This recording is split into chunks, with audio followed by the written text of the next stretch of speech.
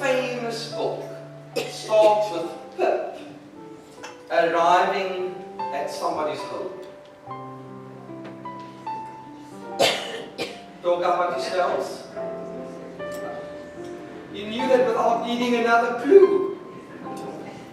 Gosh, anyway, killed my buzz there a little bit. Anyway, I'd spent a whole lot of time working out the clues with which to kick off the sermon, but anyway, there it is. Everybody seems to know the answer. Great Expectations by Charles Dickens. The clue that I had ready for you was going to be that the main character in the book is a certain Miss Havisham. Do you know the story? Shall we quickly just have a bit of a breakdown? Otherwise the sermon's not going to make sense to you. The book of Great Expectations is about a story of a Miss Havisham who was basically left at the altar. She never got to the church on the day of her wedding. She was still getting dressed for the ceremony when the tidings were broken to her that there would be no wedding. That her fiancé had absconded. At the time she had already put on her dress and she was putting on her left shoe when her heart was broken completely and utterly. What follows is a very sad and dreary story of the life of Miss Havisham, who after that fateful day decided to spend the rest of her life in her wedding dress, wearing that one shoe. Of course, the story doesn't end there. She also draws her curtains, never to open them again. She even goes as far as setting the clocks at that one time when her life was altered forever. By the time Pip arrives, he finds on the kitchen table a wedding cake, uneaten, having gone very mouldy. Miss Havisham could never get over her grief and over her deep sense of raw loss. I think nowadays a psychologist would probably call it pathological grief. It's unhealthy and destructive. The book ends on a very bad climax where this wedding dress, where she had worn for years and years and years, actually catches a light and she burns her way into eternity. Supposed to be a children's story. If you ask me, it should have a censorship of about 18. I was quite traumatized when I read up about it. You see, I wanted the sermon of this morning to bear the title, Great Expectations. But now I'm not so sure.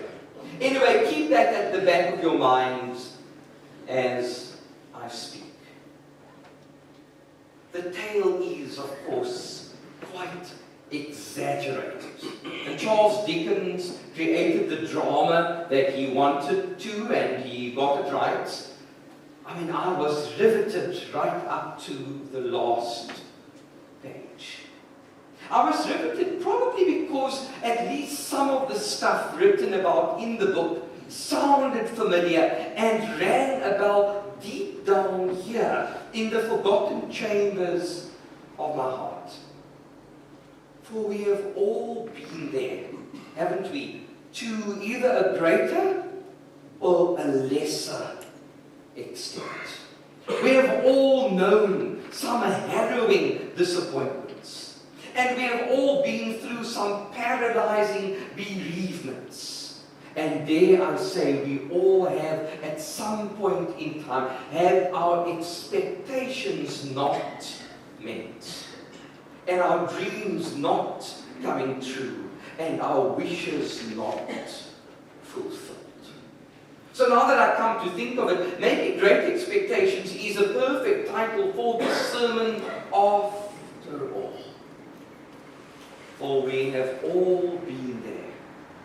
We have all tasted the unfairness of life, and we have often ended up in circumstances that we didn't expect or were prepared for.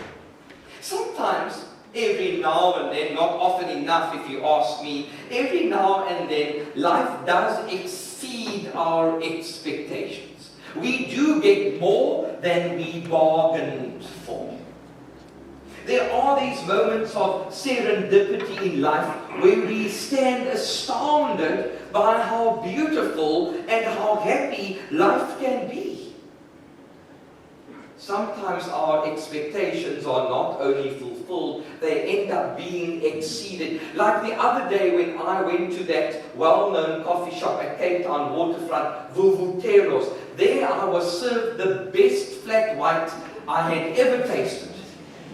It's something I have often. You who take me for coffee, you don't miss out. But you who take me for coffee, you will know that that's my favorite drink in the world, a flat white. It just seems to be the panacea for me of all ills. And so what I expected at Vuvutelos at the waterfront was just another flat white. I had had it 1,000 times before. But there was something special about this particular cup. I don't know if they added a specific ingredient or not, but I just enjoyed every sip I took. So in that case, my expectation was exceeded.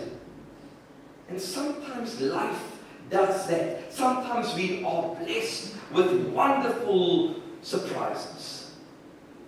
There are also those times where the disappointment we face doesn't alter our destiny. There are times when the disappointments are so small, we can handle them quite easily and still survive. We can cope with them because we are now all strong and adult, or at least supposed to be. And so not every disappointment unsettles us to an irreparable extent.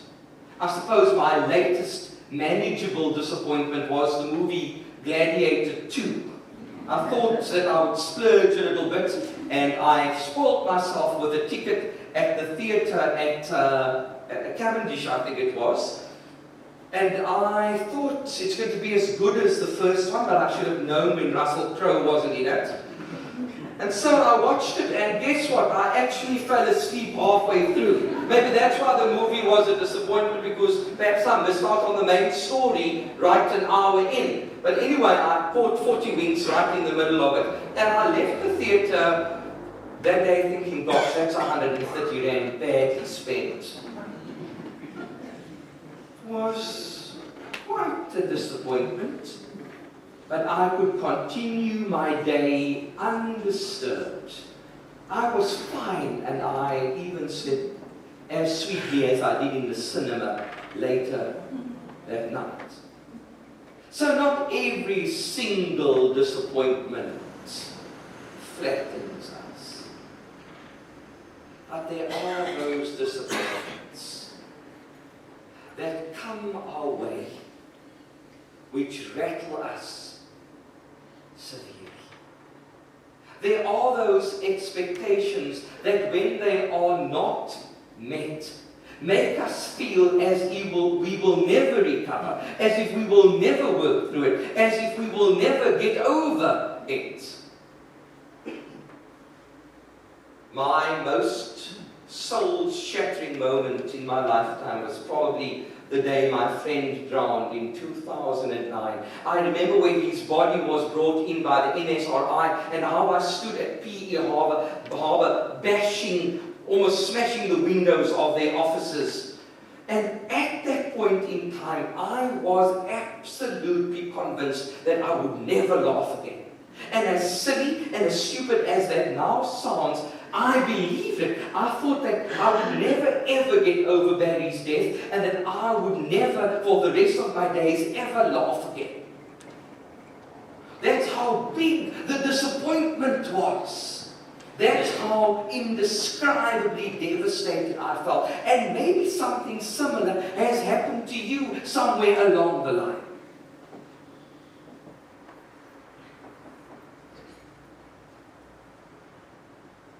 And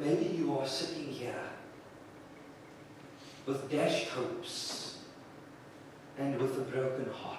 And if that is the case, I want you to know that this morning's sermon has got your name written all over it. For even now as I speak, it's been dropped in my spirit that I need to offer you a verse. It's not officially a part of the sermon, so don't count these 2 minutes when we leave here late.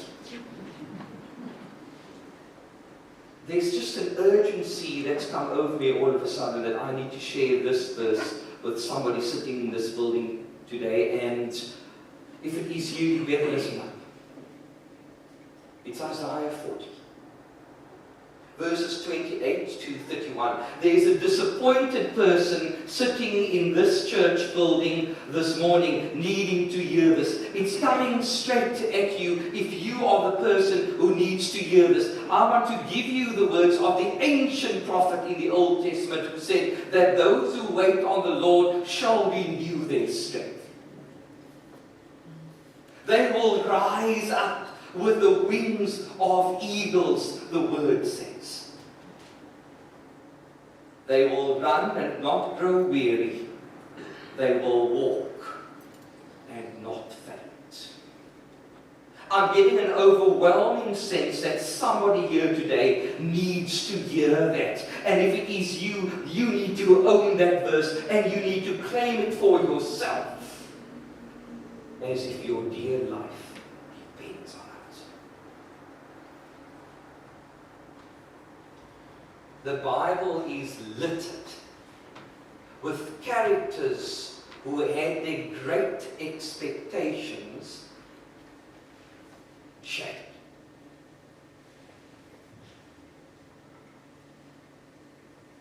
I can freely choose which ones to mention in this sermon.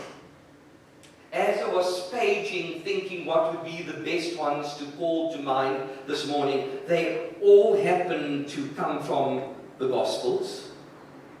There were a whole lot of Old Testament figures that I could have thrown at you, but we're going to have to settle for these 4 because they're the ones that, what shall I say, wrap themselves around my heart. We come across in the Scriptures one person after the other who had their great expectations irreparably smashed. That, of course, was until Jesus arrived on the scene. Thank you very much. Let's jump straight in. How about going to John chapter 5, where we have a man sitting at the pool of Bethesda. I delved very deep to find out if the 38-year thing was him sitting at the pool for that long, or if that's just how long he was paralyzed for. There's no suggestion of him having sat at the pool for 38 years. And that's when I gave a huge sigh of relief, because that would have been a tragedy second to none. Sitting at the same venue year in and year out 38 times would just have been too much for me to bear. So perhaps he was a newcomer at the pool, but we do know that he had been crippled for 38 long, drawn-out, frustrating years. For somebody who is only 43, I know exactly how long 38 years take to pass. It's a heck of a long time. Can you imagine this man's sense of disillusionment? Can you imagine this man's sense of desperation? I need you to see the scene in your mind's eye. I need you to see all sorts of people sitting there around the pool. You see, it was believed that this pool had magical powers. At the time of limited science and not full understanding of how the earth works, the people in the New Testament didn't grasp that the waters of the pool move when the earth plates underneath them move. And so the belief had developed that every time when the waters of the pool moved, that there was an invisible angel stirring the waters, and that would be the crucial moment to get into the water, because everybody in that community at the time believed that when the waters moved, the first one in would be healed. Whether you had been ill for 38 years or just 38 minutes, it was a system of first come, first served. Jesus arrives at the pool and sees this sad scenario of countless people waiting for healing and restoration. For some other reason, he starts chatting with this man and learns that he had suffered for 38 years. He wasn't the only one at the pool. It looks like people were lingering there day and night, waiting to be the first one in when the water moved. Jesus' dialogue with this man brings to the fore that he had been sitting there for 38 years, and that it was his wish, maybe his only wish in the world, to just once be the first one. I don't know how somebody paralyzed would get it right to be the first one in, because they would need assistance by friends to actually get into the water. And maybe this was this man's dilemma. Maybe he had no friends. Maybe those who once cared for him were long gone. And so, to make the situation endlessly easier, Jesus doesn't try to push him in the next time the water moves. Jesus just speaks a simple sentence over his life, and then his pain became history. Jesus says something to the effect of, you know what? Just pick up this dirty mat on which you've been sitting. Just pick up this ugly mat and walk. Get out of here. Believe it or not, that's exactly what he does. The Pharisees, who were looking at this unfolding in front of their very eyes, were very upset, John chapter 5 tells us, because apparently healings were not allowed on the Sabbath, and this happened to be a Saturday. If you were not busy dying, whoever came to heal you had to wait 24 hours until the Sunday morning to heal you. And Jesus said, I'm not going to be part of this man-made nonsense. If I can relieve somebody's struggle today, that's what I'm going to do, Sabbath or no Sabbath. So while the Pharisees were throwing their toys and bitching like they'd never bitched before, this man makes his way to the temple, where he goes singing and praising and dancing even. This man, who an hour before sat there crying because he had missed his opportunity because somebody got into the water first. Here we see somebody's great expectations not met, but the minute Jesus arrived in his life, his brokenness was forgotten and his despair put to flight. You see, Jesus is in the transformation business. Enough of John chapter 5, I can see I'm losing you. So let's jump to, what can it be? Luke chapter 7, where we have the widow at Nain. The Bible actually calls Nain a city, so there would have been lots of people. It wasn't just a little village. The word cities used there, so I imagine quite a big population. And as Jesus arrives on the scene, there is this considerable funeral procession and a mother in tears. We are told that she's already a widow, so some years before, maybe some months before, she had already buried her husband, the breadwinner in the household. And perhaps by now, her son had become old enough to get a job and to provide for her and for the rest of the family. Now, disastrously, he has also died. First the husband, and now the son. For those who have lost a child, you will know that that is a wound that never heals. So this woman was, wat is gedompel in Engels? Right? Immersed, yeah, let's go with that. She was immersed in her crippling grief. Thinking what I thought at Barry's death, She was probably saying to herself, I will never ever laugh again. And she believed it away. And then Jesus arrives and he spoils the funeral. Jesus messed up every funeral he ever went to, because the reason for people being there, he took away. Raised the dead, left, right, and center. And so on this fateful day, it was no different.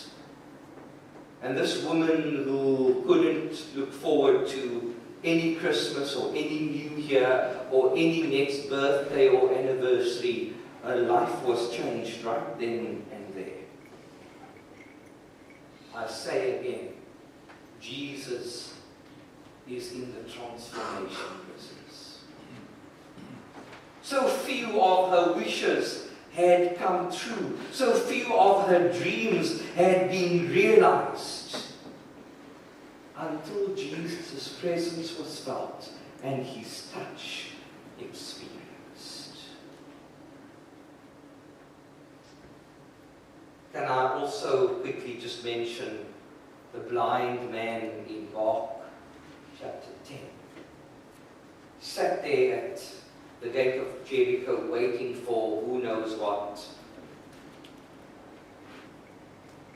When I read the story of blind Bartimaeus in Mark chapter 10, I never know if having gone blind is worse than having been born blind. For in John chapter 9, we have an even more desperate scenario, where Jesus comes across somebody who had been born blind. Whatever the case may be, blind Bartimaeus was out of hope, out of peace, out of any prospect of a meaningful future. His great expectations had not been met until Jesus gets there. My favorite story of a life turned around in more ways than one would probably be the story of Zacchaeus. Zacchaeus in Luke chapter 19. Ironically, the name Zacchaeus means innocent or guilt-free. Ha ha. For you didn't really get more corrupt than Zacchaeus was at the time. Not only was he a tax collector, he was a chief tax collector. So probably even a bit more corrupt and a bit more dishonest than those of a lower rank. You see, the community absolutely hated the tax collectors because they worked for Rome, the oppressor. And not only did they gather taxes for Rome, they also helped themselves to quite a bit of those funds. So Zacchaeus wasn't sick and he wasn't poor. He was doing quite okay. But I'm telling you, his life was empty.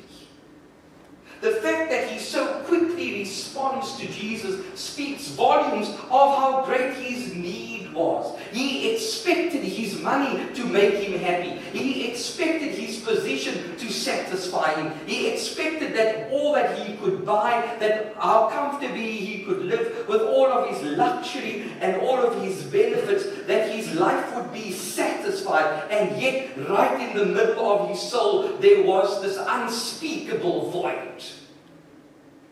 That's why he goes to the extreme length, excuse the pun, that's why he goes to the extreme length of climbing into a sycamore tree. Because he had heard about this Jesus and he wasn't going to miss out on the action that only Jesus can give. We know the story well, the whole Zacchaeus thing of how Jesus, passing the tree, said to him, you know what, you the guy I want to dine with today. What have you got in your fridge back home? And so they entered the house, and Jesus makes a historical statement saying, today salvation has come to this home. And in the New Testament, the Greek salvation can also mean a wholeness. And so Jesus says, today wholeness has come to this home. And what is Zacchaeus' response? Zacchaeus says, you know what? This is such a purpose-driven day for me. This is a day in which my dreams are coming true, in which my great expectations are being fulfilled, because in you, the Christ, I have found what I had always been searching for. You, Jesus, you are the real deal. You are the answer. And in a bit of an impulsive moment, he says, you know what, Jesus? To prove to you that I'm taking you seriously, I'm going to give all sorts of monies away to the poor and the needy. I'm going to sell this, I'm going to sell that. I don't really need a Ferrari. I'm going to bless others who need it most.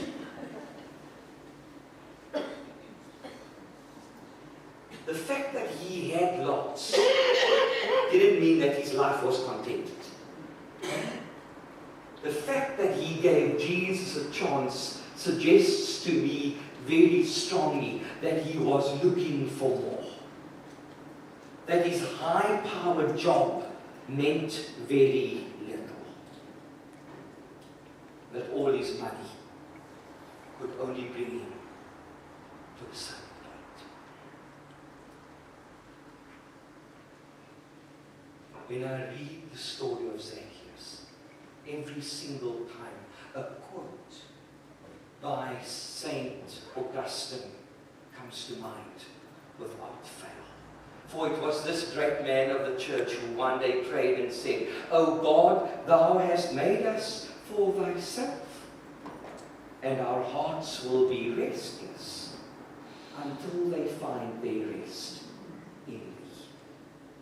Zacchaeus experienced that firsthand.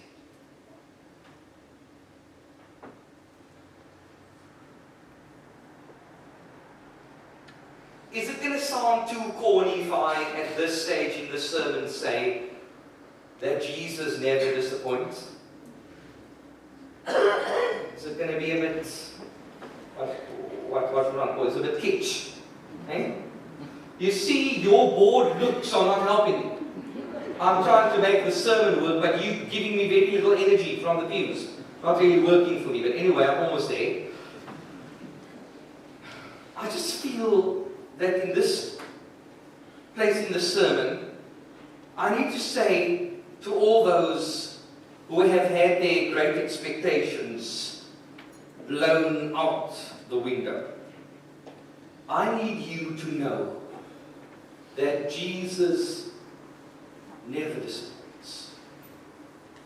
The proof that he lived up to all those expectations that had been foretold in the Old Testament must mean something. I read in one of my devotionals the other day that Jesus fulfilled as many as 340 Old Testament prophecies. I, out of the top of my head, can only think of about 20 or 30. But apparently, there are 340 boxes that Jesus had ticked. Where for centuries before his arrival, people said that he would be like this and he would do that. So every expectation he has delivered on. In Isaiah 7, verse 14, we read that he would be born of a virgin. We read that he would be called Emmanuel. That whole thing is ratified in Matthew chapter 1.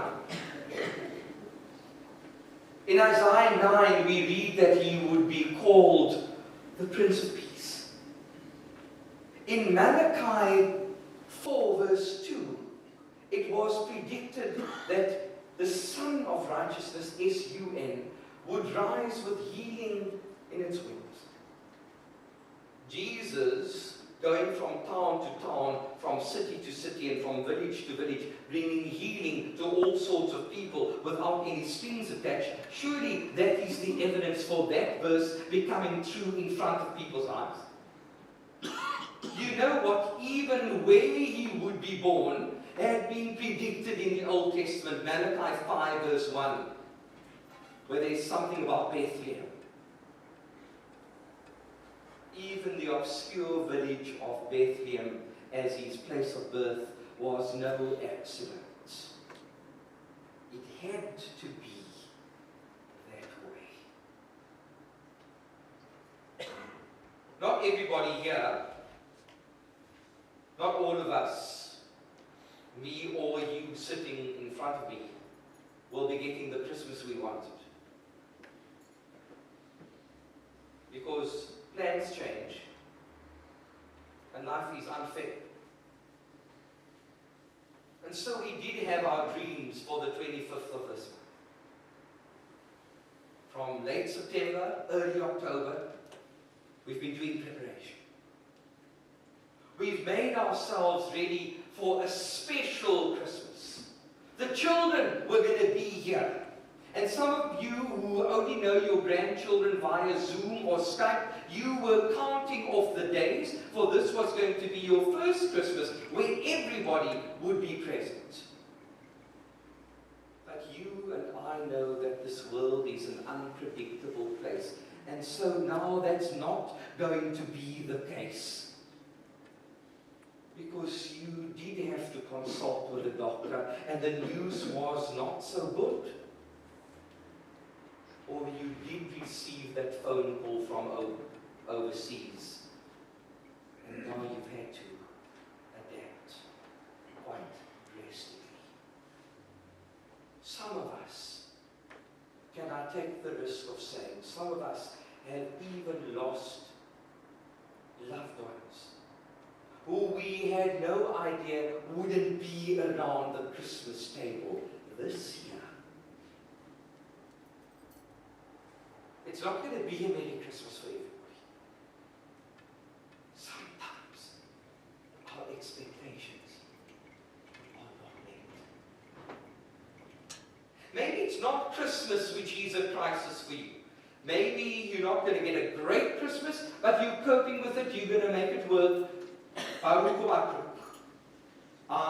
have some friends who always say to me, Bevan, as long as what you do is legal, we're going to be okay with it. So, do whatever is in your power legally to make Christmas work, okay?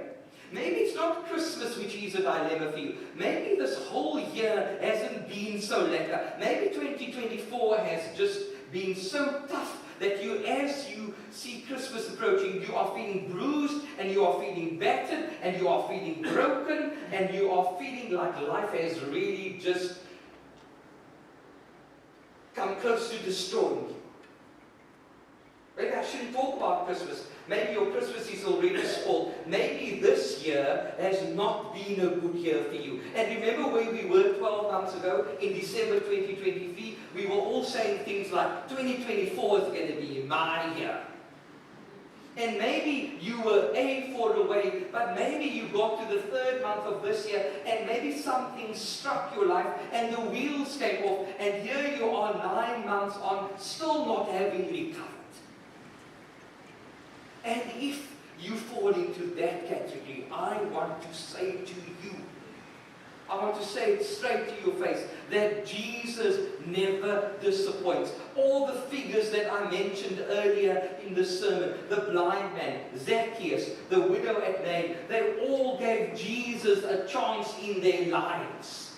Oh, now that it rains, I don't have to worry about the time. Let's just, I want to get you home dry, okay? So we're going to wait until the clouds dissipate, so I can now still be quite comfortable continuing the sermon that you seemingly are not listening to. I want you to know that as you are figuring out your life, and as you are trying to make sense of what the future may hold or not hold, as you are trying to comprehend why your life is in such a sad or lonely or fearful space, I want you to know that Jesus, who came for you, never disappoints. And I want you to know that no one who puts their expectation in Him is ever put to shame. Maybe Christmas is going to be just fine for you, and maybe it's not just this year that has been a problem. Maybe you have ended up with a life which is unpleasant and unfair. How about that? Maybe you are trying to not shout out from where you are sitting saying, Bevan, Christmas is no biggie for me. Neither is 2024. I sit with an entire life which is awful. An entire life which is not where I would have wanted it to be. I'm fighting battles, Bevan, which are killing me.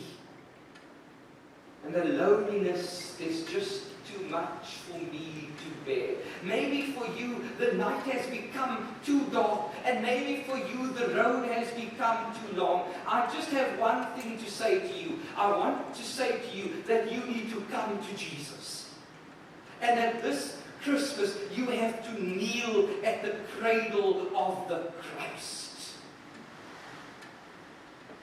And that you need to allow Him to minister into your forlorn life. And that you must allow His grace to find you and bring you hope. And that you need to allow His love to win the struggles that you are fighting.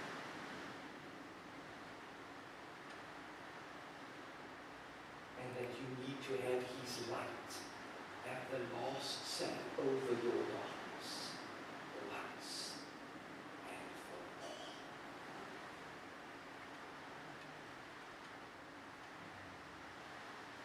You came to bring light into the corner there where you are sitting, that shadow-riddled corner.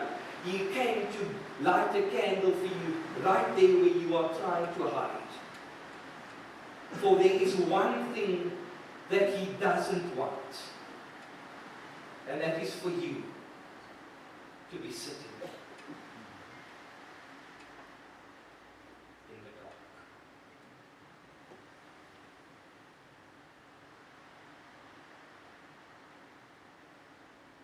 I'm ending now. When we do communion, the servers come up to fetch from me the bread and the wine. Then of course I need to say something that a pastor would say.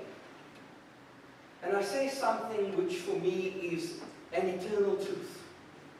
I don't know if you've ever noticed, but I say it nonetheless. When I hand from the table in front here the bread and the wine to be taken to you in the seats, I often say, take this, the body of our Lord Jesus Christ, take this, the blood of our Lord Jesus Christ, in the knowledge that He is the Savior of the world.